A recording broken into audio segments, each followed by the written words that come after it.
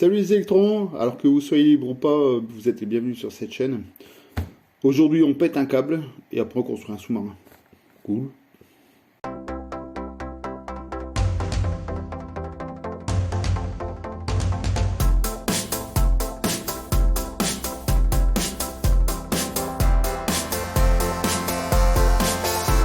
Donc une vidéo qui sera en deux parties, non pas coupée en deux, mais il y aura deux parties dans cette vidéo. La première dans laquelle on regarde un peu, il y a un câble qui était en souterrain, c'était un câble d'alimentation, enfin plutôt de production d'énergie photovoltaïque.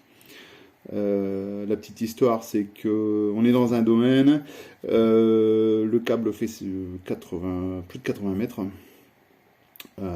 Il a été installé il y a quelques temps par quelqu'un qui a mal fait le boulot, puisque le câble a été mis certes sous une gaine TPC, mais aucun grillage avertisseur n'a été installé dessus. Il y a eu des travaux qui ont été faits et pas de chance, bien sûr, un coup de godet, le câble pas beau, un deuxième coup de godet, le câble pas beau.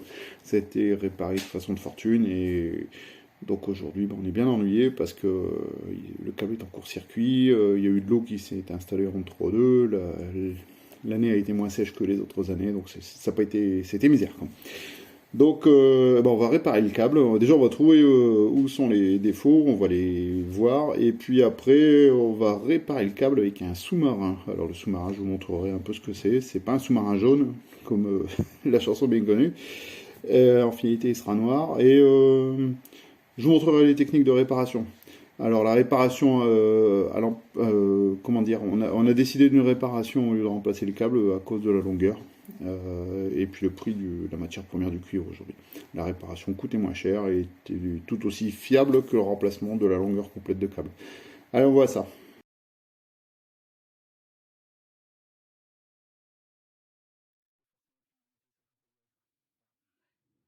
En prochain, on voit que le cuivre a pris quand même un peu d'oxydation. Donc on est parti sur un autre endroit qui avait été travaillé. Et en ouvrant, ben voilà, j'ai un peu avancé là. Donc, oula, temps d'aller dans la tranchée. C'était scotché. De nouveau dans l'eau, dans la terre imbibée d'eau, et voilà quoi.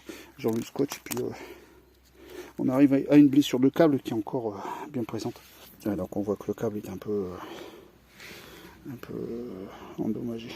J'ai pas encore ouvert l'autre partie parce que, à mon avis, il doit être un peu endommagé aussi. Il y a un bourrelet ici, c'est pas bon signe. Un bourrelet qui se trouve juste là. Bon, l'isolant de réparation a été retiré. Ça, on avait déjà vu un petit morceau tout à l'heure de ce qui s'était passé, mais en retournant le câble, voilà, ça va être un peu juste peut-être avec la mise au point. On voit que le fil bleu, qui est le neutre en fait, il est bien dénudé aussi. Hein. Le sucre qui a été mis en place, malheureusement, on ne le verra pas bien, mais avec l'eau qui s'est mise à l'intérieur, eh bien, c'est un peu oxydé. Je sais pas si on voit. Et là, le câble a été coupé. Il y a eu un genre de colle mastic, je sais pas, enfin c'est une colle, mais alors, peu importe, qui était mise pour boucher. Alors tout ça c'était en dessous du scotch rouge. Et là, on va essayer de zoomer, enfin de focaliser. On voit un peu le conducteur. Hein. Alors les défauts d'isolement dans cette situation sont dus à l'entrée d'eau, d'humidité dans ces parties-là. L'humidité fait un gros dégât. On est toujours dans les problèmes d'isolement qu'on a pu voir dans la première vidéo. C'est le même tonneau, sauf que là c'est sur du câble qui est un peu plus gros. Et le résultat est le même. L'installation là a été en court-circuit. Donc dès qu'on mettait le disjoncteur de branchement en service, ça faisait un arc électrique dans le disjoncteur et ça pétait tout de suite. Enfin, ça déclenchait tout de suite. C'est plus urbain. Voilà, allez, je vais ouvrir les câbles et je vais faire les tests d'isolement. Voir un peu comment se comportent ces portions de câbles là maintenant. La partie détection faite, on va passer à la réparation du câble à deux endroits différents. Il y a deux câbles, on va en réparer déjà un dans un premier temps. Je vais vous montrer un sous-marin, comment ça marche vite fait. J'ai fait un zoom pensant que ça allait être sympa, c'est un zoom numérique, ça n'a pas été de qualité extra. On a eu du vent, là, le trépied a bougé un peu, c'était pas simple. Donc vous allez voir la vidéo et je vous ferai une description en post-production. Il y avait trop de vent, vous n'avez pas, on comprendra rien. Voilà. Allez, on voit ça tout de suite et puis on se revoit à la fin pour faire un petit tour de ce qui a été fait. Un petit unboxing du sous-marin. Donc on a une boîte dans laquelle on a une petite notice. Le gel qu'il faudra mélanger, c'est un bicomposant. Donc ça ira dans le sous-marin, un petit sachet contenant des gants, un ruban isolant et un petit abrasif pour nettoyer le câble. Ensuite on a le sous-marin proprement dit, donc il est en deux parties, la partie basse dans laquelle le câble va se loger avec ses connectiques, la partie haute qui va venir se clipser dessus, donc voilà quoi, et regardez la forme du sous-marin, qu'est-ce que c'est beau. Et nous avons aussi des écarteurs, en fait, c'est pour isoler les câbles, entre guillemets, c'est pour écarter les conducteurs dans la boîte. Et on a un petit couvercle aussi qui va se mettre dessus. Allez, on reboxe tout ça. On travaille sur un chantier propre, c'est important. Et voilà quoi, c'est parti. On coupe, on va regarder ça juste après. Et c'est parti. Donc la connectique du sous-marin c'est assez simple, hein. En fait on aboute les fils les uns en face des autres. Là c'est un câble tétrapolaire, vous voyez les connecteurs ne sont pas livrés dans le sous-marin, donc c'est comme ça, c'est une marque ainsi. Donc ce que j'ai fait, j'ai utilisé la fameuse barrette de connexion, le sucre, le domino, et pour laquelle j'ai retiré les isolants, parce que sinon ça n'allait pas rentrer dans la boîte, dans le sous-marin. J'ai dénudé les câbles sur la moitié de la longueur du connecteur. Donc là, je crois que ça faisait 16 mm, donc j'ai découpé, j'ai enlevé 8 mm d'isolant de chaque côté. Pour bien que l'isolant... faut pas que le cuivre déborde trop du connecteur. Voilà, un peu ça. J'ai abouté les fils, j'ai dans un premier temps fait un serrage d'approche, c'est-à-dire que j'ai serré sans serrer comme un gros malade, parce qu'il fallait que les câbles tiennent les uns en face des autres. Bon, voilà, on voit bien le zoom hein, qui n'a pas très bien fonctionné, enfin si, il a fonctionné, mais par contre le trépied avait bougé un peu avec le vent. On voit quand même un peu, je serre, jusqu'au serrage, on va dire, sérieux. C'est un gros serrage. Pas de serrage à clé dynamométrique cette fois-ci, mais c'est un serrage jusqu'à pratiquement la rupture du connecteur.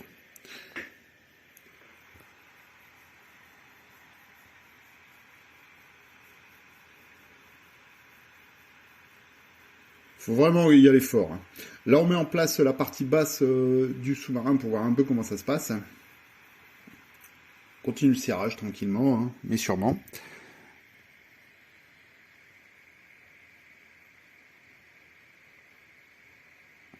Bon, on essaie de faire ça sans se blesser. Hein. Ça n'a pas été simple. Hein. Le tournevis a un peu ripé à un moment. J'ai eu la chance que ça n'a pas transpercé la cuisse. Enfin, on va pas se plaindre. Ça s'est super bien passé quand même. Une chose très importante, il faut absolument qu'il ne pleuve pas. Alors s'il pleut, on installe une bâche, une tente, on fait ce qu'on veut au-dessus, mais il faut surtout travailler dans un environnement sec.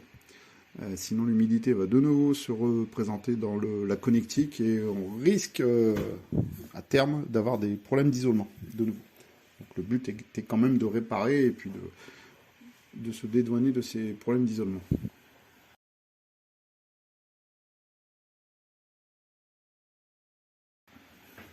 Ah, c'est là que le tournevis avait ripé. Il y a eu un aïe, mais bon, c'est du passé.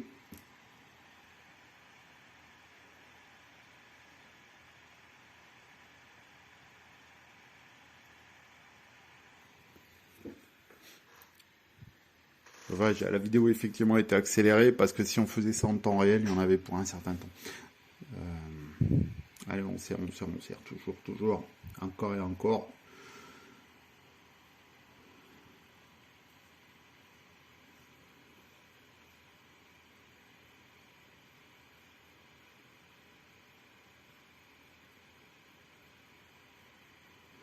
Donc là, on met en place, malheureusement, on voit pas très bien, mais j'ai mis en place les fils les uns en face des autres pour que les écarteurs puissent être installés. Malheureusement, on voit pas très bien, quelle déception. Bon, si un jour je suis amené à en refaire, mais bon, il y a des chances. Je referai une vidéo un peu plus, on va dire, propre, précise à ce sujet. Là, vous voyez, il fallait tourner un peu les connecteurs qui ont été installés parce que ça passait pas dans le, comment dire, dans le fond du sous-marin et aussi au niveau des écarteurs. Donc vous voyez, là, il faut écarter gentiment, mais attention sans blesser les connecteurs, hein, les conducteurs, pardon. Là, vous voyez, on installe, ça fait un croisillon. Il n'y a aucun risque de contact électrique entre les différents câbles.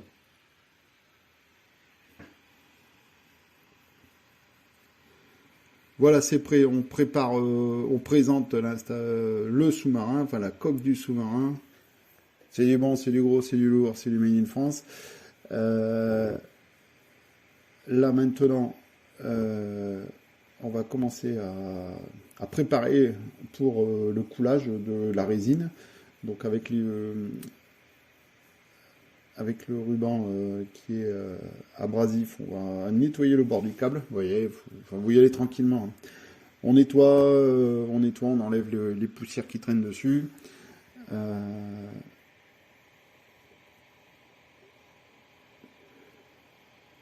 Là, on fait un test d'isolement pour voir si, au mégomètre, alors c'est pour voir s'il n'y a pas de contact entre les différents conducteurs, les uns avec les autres. C'est un test d'isolement banal avec un mégomètre. C'est très important. Avant de couler, il faut absolument le faire. Comme ça, si jamais on a fait une erreur au niveau du serrage ou n'importe quoi, s'il y a un moindre contact entre les conducteurs, après quand on a coulé, c'est trop tard. On est obligé de recommencer la boîte, tout nettoyer, avec le risque que on soit ennuyé avec le câble qui soit trop court en finalité.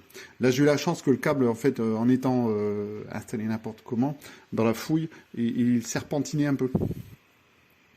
Donc j'ai pu avoir un peu de mou, quoi. Et j'en ai gardé un peu quand même, on ne sait jamais. On assemble les deux parties du sous-marin, ça se clipse, c'est parfait, ça s'installe très bien.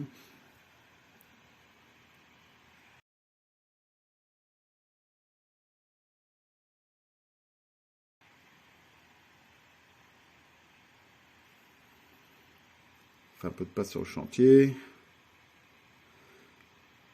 Là, ce qu'on va faire, c'est qu'on va prendre le ruban isolant et on va boucher les côtés du sous-marin au niveau du câble. Parce qu'en fait, vu que c'est une résine liquide qui va polymériser, dans un premier temps, elle est liquide, donc il faut vraiment bien poser l'isolant. Vous verrez tout à l'heure, j'ai eu un défaut de serrage de l'isolant, et ça a goûté, mais ça n'a rien changé à la capacité du sous-marin à faire son boulot. J'ai remis de l'isolant dessus pour éviter l'hémorragie, quoi. Donc là, j'ai pris la résine. La résine, c'est une résine bicomposant. Au milieu, il y avait une barrière, donc j'ai enlevé la barrière plastique. Là, je malaxe pour mélanger les deux composants. Quand ceci sera fait, bon, ils disent 3 minutes, mais bon, honnêtement, quand vous faites ça bien correctement, comme il le faut, vous voyez, il n'y a pas besoin d'y passer 1 heure non plus pour tout mélanger, quoi. Ça se sent, hein, quand vous l'avez fait plusieurs fois, c'est bon, quoi. On ouvre comment dire, le paquet et puis on verse dans le sous-marin.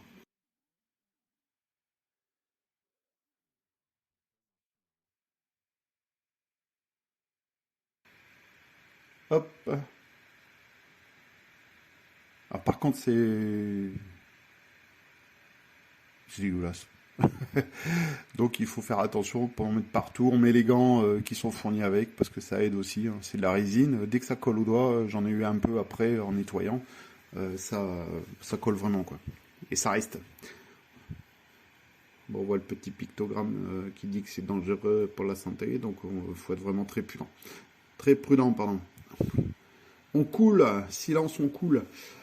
Le sous-marin va prendre l'eau. On remplit, on remplit. Alors, dans le paquet, on a suffisamment pour remplir le sous-marin. Il n'y a pas de souci, on y va, on remplit, on regarde bien si ça passe partout. Alors c'est assez liquide pour que ça passe partout. Le sous-marin, il faut qu'il soit au maximum à l'horizontale, comme ça il se remplit uniformément de deux côtés. Si c'est pas le cas, il faut juste un peu le bouger, et puis voilà quoi. Donc en plus, vous voyez, ce que je disais tout à l'heure, ça coule un peu parce que j'ai pas serré assez isolant, mais j'en remettrai après. De toute façon, c'est pas grave, c'est pas ça qui va faire vider le sous-marin.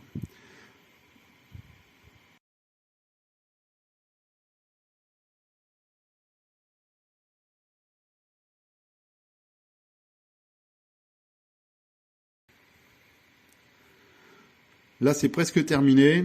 On essaie d'arriver tout au bord. Enfin, de toute façon, il faut arriver tout au bord. Il faut arriver tout au bord. Pourquoi? Parce que dessus, on installe le couvercle. Le couvercle, en fait, va faire partie de la structure. Donc, ça va polymériser aussi. Et voilà. Bah voilà mes électrons, ça a été rondement mené. Un dernier test d'isolement a été fait sur l'ensemble des réparations quand les deux sous-marins ont été faits, parce que là je vous en ai montré un, mais l'autre est pareil. On a fait un test d'isolement complet du câble qui s'est révélé conforme. C'était une très bonne nouvelle.